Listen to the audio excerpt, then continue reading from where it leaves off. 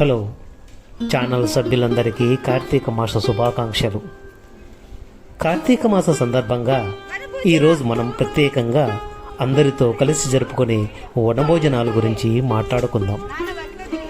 వనభోజనాలు అంటే దేవుని స్మరిస్తూ ప్రకృతిలో కలిసి కూర్చొని స్వచ్ఛమైన వాతావరణంలో భోజనం చేసే సంతోషకరమైనటువంటి అనుభవం. ఈ అందమైన ప్రదేశాన్ని చూడండి.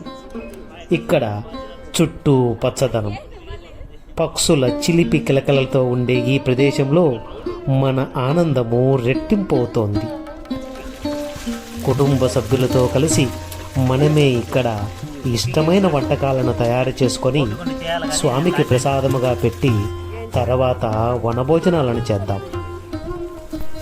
కుటుంబ సభ్యులందరూ ఇలా కలిసి పిల్లలతో ఆటలు పాటలు డాన్సులతో గడిపితే వనభోజనాలు ఒక పండుగలా మారిపోతాయి.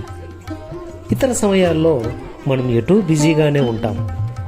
వనభోజనాల సందర్భంగా కుటుంబం అంతా కలిసి ఇలా సమయాన్ని ఆస్వాదిస్తే ఇదో ఒక మంచి అనుభవం. కార్తీక మాసంలో ఉసిరిక చెట్టు కింద శివపూజకు ఓ ప్రత్యేక స్థానం ఉంది. ఈ పూజను చేయడానికి ముందుగా ఉసిరిక చెట్టు కింద ప్రదేశాన్ని పరిశుభ్రంగా చేయడం చాలా ముఖ్యం.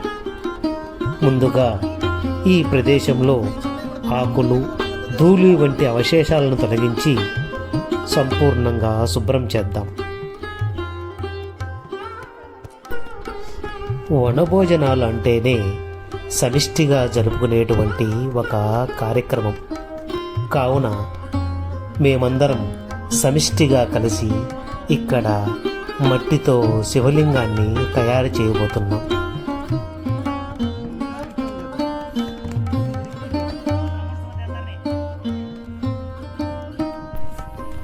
ఇప్పుడు మట్టితో మేమందరము కలిసి శివలింగాన్ని తయారు చేసిన విధానాన్ని చూద్దామా?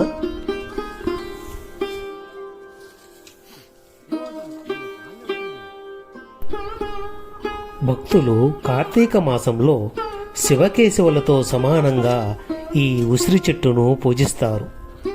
ఉసిరి చెట్టును మహావిష్ణువుగా కొలిచి ఆ చెట్టు కింద భోజనం చేయడం ఈ నెలలో ఆనవాయితీగా వస్తోంది.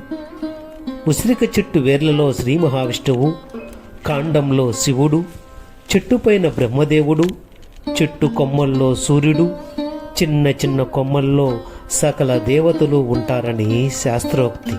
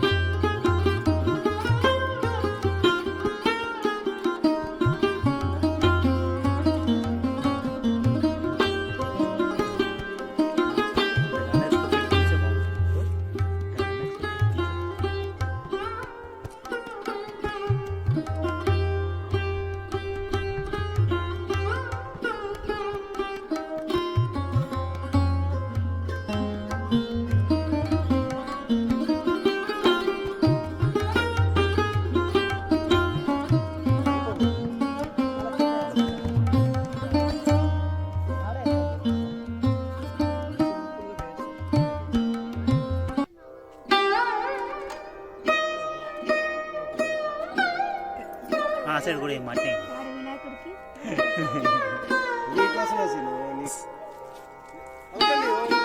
ఓం నమ శివాయ సీన్ అది తీసుకొని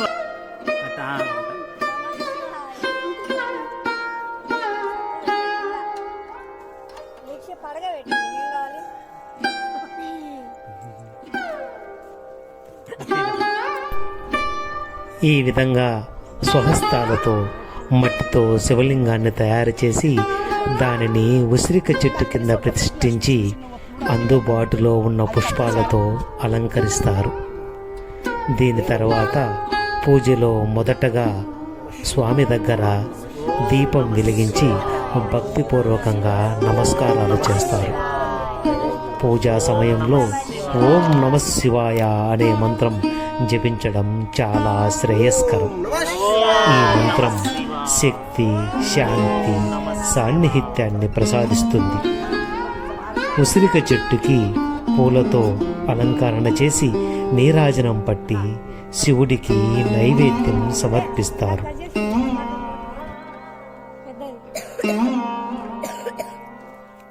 కుంకం పెట్టుకున్నారు మాకు పెట్టుకోండి.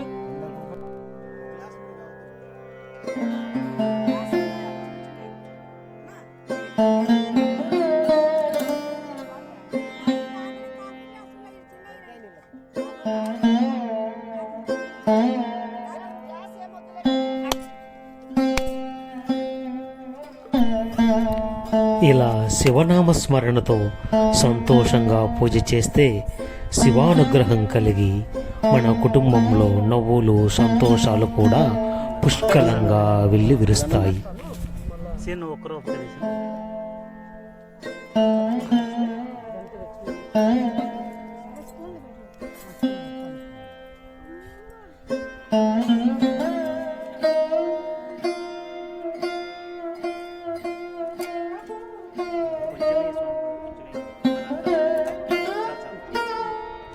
అట్టుపండు పెట్టినామా?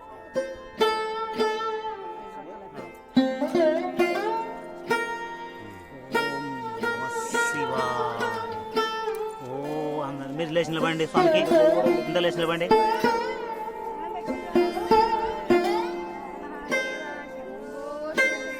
నువ్వు అట్లా ఉంచు.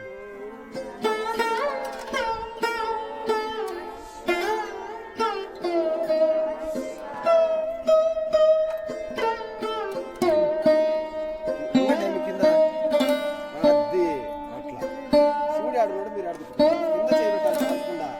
లక్ష్మి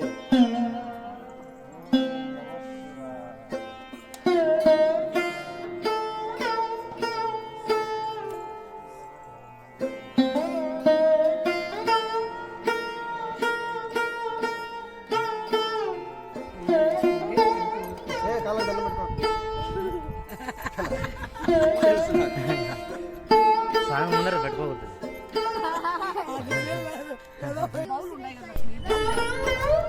వనభోజనం కార్తీక మాసంలో ఆచరించవలసినటువంటి ఒక హిందూ ధర్మం, ఒక సంప్రదాయం. దీని ముఖ్యోద్దేశం జనులందరూ కలిసిమెలిసి ఉండాలని, ఒకరికొకరు పరిచయం అవ్వాలని, మరియు ఒకరికొకరు పరిచయం అవ్వడం వలన మానవ సంబంధ బాంధవ్యాలు పెంపొంది సఖ్యతతో కూడిన సంఘజీవనం కొనసాగించాలనేదే ప్రధాన ఉద్దేశ్యం.